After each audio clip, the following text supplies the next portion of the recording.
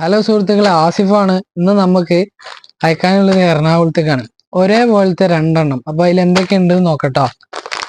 ബദാം, പിസ്ത,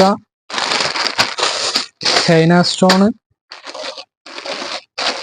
cashew, Anchor, Nutella, Nescafe, Tang, mixed